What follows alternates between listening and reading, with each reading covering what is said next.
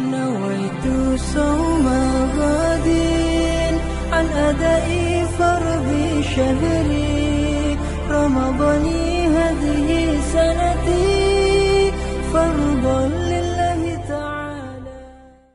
d'accord alors gis nga ni ndax xam naa ni bu baax baa yaa ngi suivre information li nga xamante ni moo am Louga hôpital Amadou Sakhir Mbaye soxna si nga xamante ni dafa ñëwoon pour maanaam xool si wér-gu-yaramam ndax ëmb na ba am juróom-ñeenti weer mbiri césarienne ak mbiri négligence dem ba mu ñàkk si bakkanam mbir moomu noo ko dundee bi nga yëgee information bi. waaw kooku de am na benn structure hospitalière bu mu amoon daaw jéeg defe naa y a eu même des sanctions.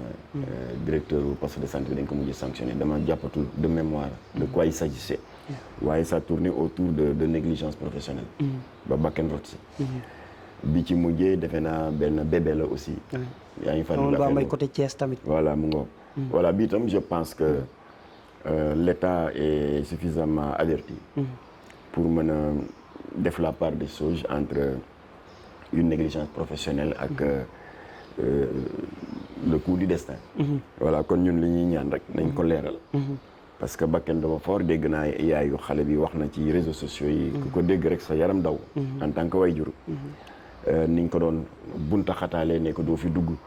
xale bi tam ni mu doon souffrir ba buddi perfusion yi sànni. ndax manque d'assistance. ak tontu yi ko personnel médical bi di tontu yoo xam ne kenn du tontoo malade noonu.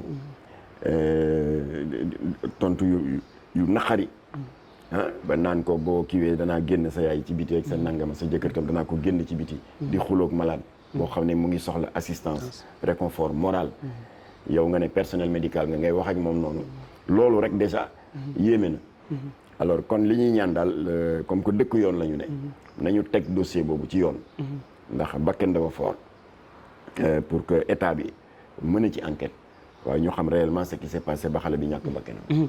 alors comme ni nga ko souligné léegi ne xam nga ni loolu du guleet ci réew mi mais est-ce que gisoo ni tamit suñu way docteurs yi dañu xaw a manqué tout confort li nga xamante mooy formation parce que nit ku nekk si jafe-jafe surtout koo xam ne mi war a accoucher nga xëy traité noonu te loo xamante ni c'est pas la première fois est-ce que gisoo ni formation moo des ci way docteurs yi.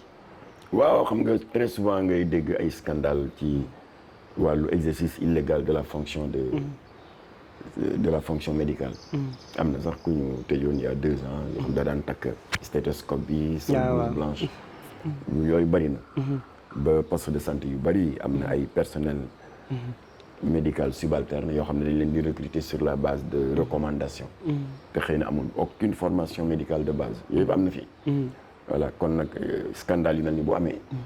mooy feeñal yooyu.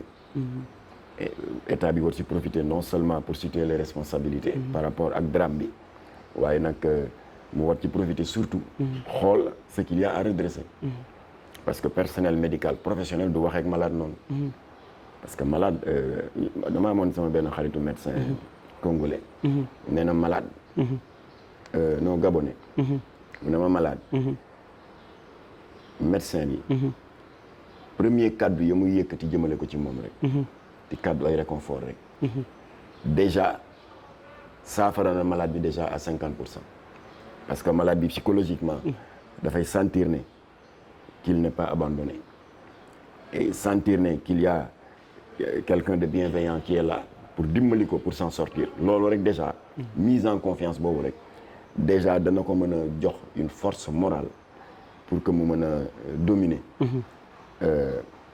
nattu ba ka dal après nag garab yi doog a ñëw médicaments yeeg perfusion yi voilà loolu la ma wax man nag ma gëm loolu parce que même bu dul milieu médical sax ñun dans nos familles respectives familles sénégalaises léeg-léeg gis nit nekk ci njaqare bu metti ba boo moytu sax commencé di am sax des tendances suicidaires waaye mu am kenn wala ñaar ku wax ak moom des cadeaux de réconfort ak dalal xelam rek xel mi daal di dellu si mu daal di mucc ci musiba boobu rawatina nag docteur voilà kon nag noonu kenn du wax ak malade noonu manque de formation bi ak tamit laxisme bi am dans le recrutement au niveau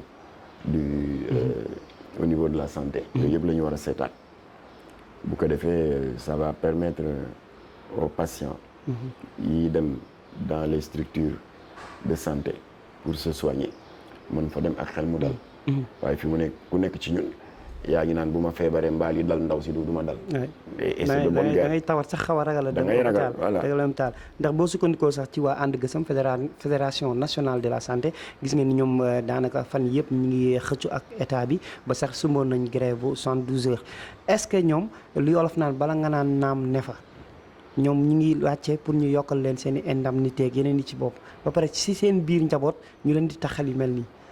waaw xam nga ñoom il paraît que fekkoon nañu programme ñoom seen mouvement bi waaye nag ba lii amee du ko tax xam nga yow yaa ngi nii bokkaloo ci corps médical bi man bokkuma ci corps médical bi waaye yaa ngi koy naqarlu kon ñoom bañ ko yëgee ni nga ko yëgee ma ko yëgee ñoom dañu waroon jël maintenir seen i revendication corporatrice il est vrai waaye dañu war a jël problème boobu def ko sur priorité jiital ko dafa leen di jox beaucoup plus de crédibilité ba pare tamit mu nekk un soutien inestimable pour la famille de la défunte.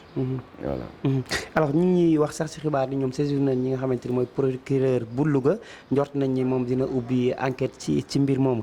Alors bu ñu duggee ci li nga xamante ni moom mooy gis nga sa réew mi dafa commencé léegi salaamaaleykum nit porté nit plainte te macha allah xam naa chaque jour ngeen sonn ci def ay médiation pour nit ki nga xam ne dafay porté moroom nit tam ci plainte léeg-léeg da koy jar léeg-léeg sax amaana du ko jar bu leen demee ba waxtaan moom da nga naan lii est-ce que jar na plainte bi prétexte bi mooy Abdoulaye Diop Khass mi nga xamante ni dafa plainte ki nga xamante ni mooy Mara Niass ba jamono ñuy wax ak yéen mi ngi ci garde à vue moom Mara Niass mbir moomu noo ko yëgee. yéen boobu de yëguma ko. lu ko Mara Niass def. Mara Niass bon instant bi nag enquête bi ñun amaguñu information ci exactement lan la. mais xam nañ ni rek depuis démb ba léegi mi ngi ci loxoy. boobu yëguma ko en tout cas mais Khass xaw ma lan la de waaye nag Khass maa ngi lay masalu ndax suma xarit nga. waaw ba ñu jokkoo téléphone yàggul.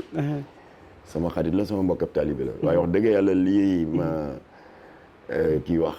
Ouzin maa ngi koy doog a yëg. parce que bu ma ko yëgoon yow xam nga ma danaa la woo masalu la.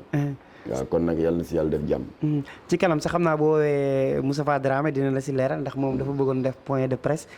pour wax ci loolu. ne également nee na mi ngi woo Khass te mi ngi koy ñaan Khass bañ naa tegg li nga xamante ni moom mooy plainte am. alors fi ñuy daanelee waxtaan bi rek mooy député yi président Macky Sall mi ngi am yéene wu yokk député yi noo gisee loolu. waaw xam nga nombre député yi du lu figé. dafay évoluer. en fonction de 2 facteurs. mooy explosion démographique bi. nombre de votants yi di yokku.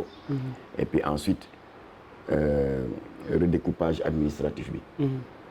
amoon na fi temps je pense que ci 11e législature bi. jamono bi Jamra amee siège assemblée nationale à travers la personne de Jamra. 140 députés la woon. waaw ñu dem ba yàgg. bi Macky Sall ñëwee. ci premier mandat am. defe naa mu daal di yéeg ba 165. léegi ñu dem ba yàgg créé waat beneen département c'est le département de Kër Massar. alors ñu daal di defaat redécoupage. donc dama jàpp ne ñi seen xel seen xam-xam màcc ci wàllu boobu. yaakaar naa ne xëy na parce que dégguma kenn joxe ci. explication. waaye yaakaar naa ne dafa am ci ay calcul yu ñu ko teg. pour que représentation parlementaire yu mën a dëppoo. avec la configuration géographique. wala géopolitique du pays. voilà boo demee ci foofu lañ ko teg ba dégg naa day jógee 165 dem 172. 172 waaw loolu la léegi nag. on ne peut pas être plus réaliste que le roi. du opposition nga ci biir assemblée. bu ñu ne xuum ne tekk. xëy tubaab ne na kii na 10 mots consent. voilà.